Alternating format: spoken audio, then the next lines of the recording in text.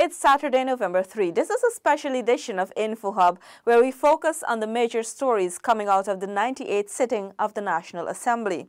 In our first report, Stacey Carmichael tells us that government's supplementary, which covers the period January 1 to December 31, was approved by unanimous vote.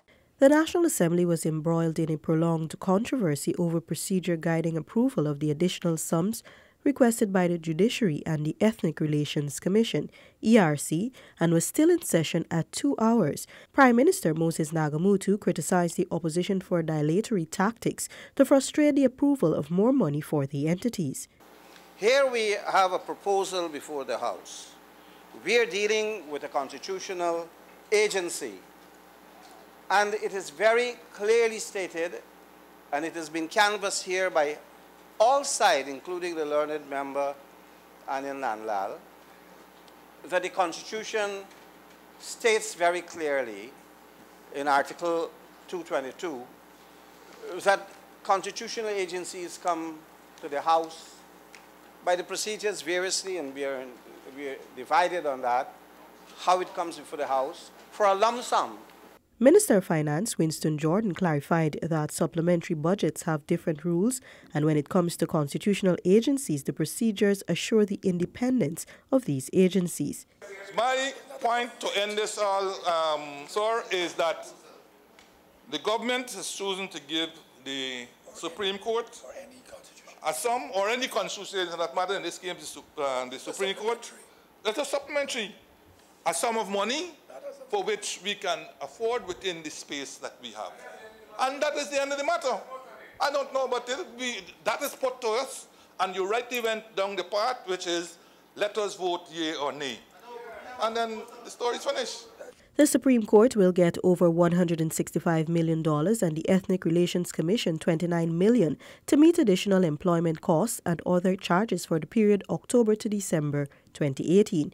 Speaker Dr. Barton Scotland said a subcommittee meeting will be hosted before the next National Assembly sitting with the intent of meeting an agreement of how to deal with constitutional agencies and the budget. The next sitting of the National Assembly will be Friday, November 16. For InfoHub, Stacey Carmichael. On a call by the government side of the House, supplementary funding to the tune of over $3 billion was approved. Of that amount, $2.5 billion will be used to pay the remaining severance to sugar workers. Here again is Stacey. This move is in keeping with government's commitment to ensuring the sugar workers are paid the remaining severance in the second half of the year.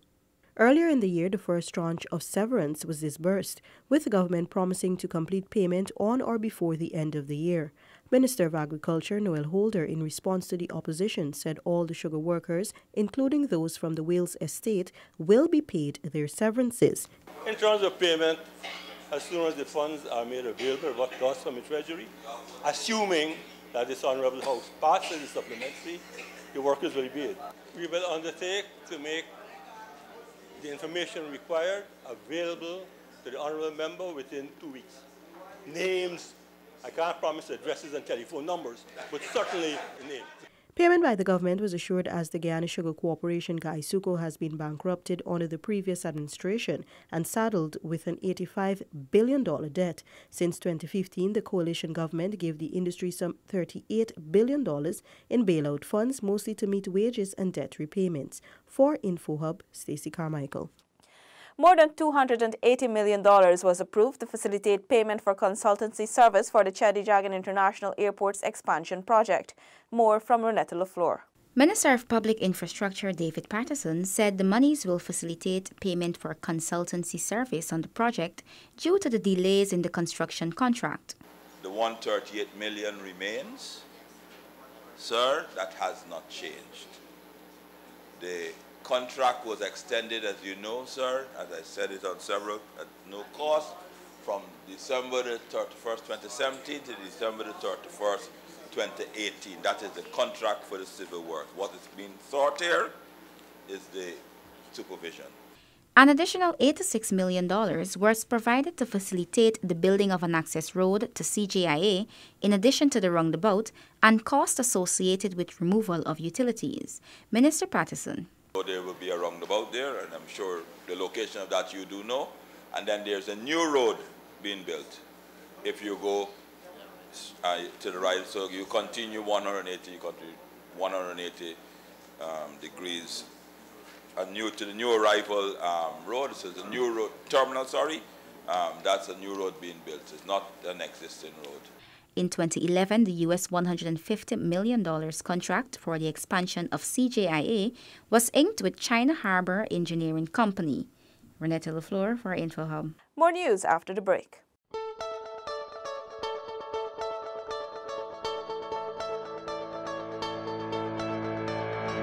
I'm urging that we all should go out and vote at the local government elections, because it's important for us to choose who we would like to have be making decisions on our behalf.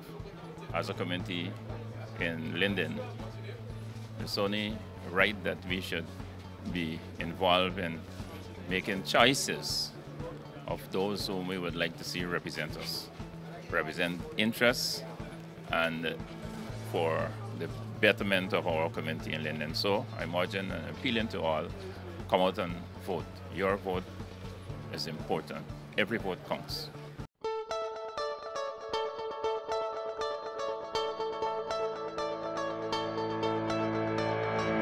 Well, the local government is very improve your community. It's very good because you got the people that you can talk to, who are in charge of who they put there. You can tell them, look, we need the development, we need the drainage, we need, like some street to build and other fine things, you understand me? So it's very good for the local government action, you understand me? It's very, very good. Welcome back. In the public health sector, Minister of Public Health Walter Lawrence defended the government's decision to engage the services of private insurance companies. Anara Khan tells us more. Minister Lawrence stated that the decision was taken after the current administration took office and was notified of expenditures earned under the previous administration for medical and other dental expenses. It was just about a year after we took office that the cabinet was apprised of expenditures incurred previously for medical and other expenses, and took the decision to begin a search to look at various insurance companies that can be able to provide insurance coverage for the members of cabinet and ministers and their families, should they wish that, so that we do not place a burden on the public funds as transpired in years previous. The public health minister reminded members of the National Assembly that Cabinet sought permission from the House, and in 2018 budget, this matter was ventilated for questioning. She remarked that as a result of this decision, there was no request made for funds to be granted for medical expenses. Because of us taking that decision, Mr. Speaker, I'm happy to report to this Honorable House that of June 2015, no request was made to the public funds for medical coverage nor dental for any of our ministers. Minister Lawrence also explained that the premium for the insurance varies as it is calculated by the insurance company. Also on the business of public health, the Nurses and Midwives Bill 2018 was read for the first time on Wednesday evening. The bill makes provision for the registration and regulation of nurses, midwives, nursing assistants, and specialist nurses, and for related matters. For InfoHub, Anara Khan. The Business Ministry can now access $193 million in supplementary funding to facilitate payments under the Lethem and Belvedere industrial development projects. More in this report. Minister of Business Dominic Gaskin defending the request assured that the total amount will be spent before the year's end. The supplementary amount, Minister Gaskin noted, is based on the significant advancement of infrastructural works and the need for an additional access road to the business incubator at Lethem. In all of the works that have to be done, The infrastructure works at the Belvedere incubator have been completed. The consultancy for the Belvedere incubator, that will be completed by the end of this year. The infrastructure works at the Lethem incubator will still have some outstanding work to do next year, which does not take it beyond its original deadline. The infrastructure works at the Lethem estates, both Lot 1 and Lot 2, have been completed. The only thing that has not been completed is the extension to the scope of those works to include the new roads, and those will be completed by May of next year. The Lethem estate consists of 4 plots for large businesses to operate and support smaller entities that will occupy the facilities. Upon completion, the Guyana Office for Investment, Go Invest, will promote the estate to local, Brazilian and foreign investors. Minister Gaskin had explained the incubators are aimed at assisting persons to reach the point of being established enough to venture out on their own. They will be furnished with the necessary equipment required by businesses. For InfoHub, Stacey Carmichael. More than $182 million was unanimously approved by the National Assembly for the Ministry of Public Security. Of this sum, approximately $103 million will be used for the provisions of additional inflows to the Inter-American Development Bank's loan operations.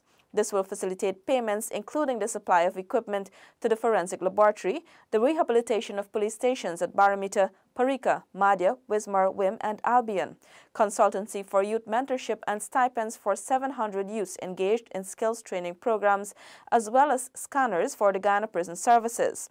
According to Minister of Public Security Kamraj Ramchitan, the scanners are part of the government's efforts to boost security at prisons countrywide. More on the story can be read on our website and social media. That's all for this special Info Hub. Connect with us on WhatsApp, social media, and our website at dpi.gov.gy. We remind you that there are 9 days remaining for local government elections. Goodbye.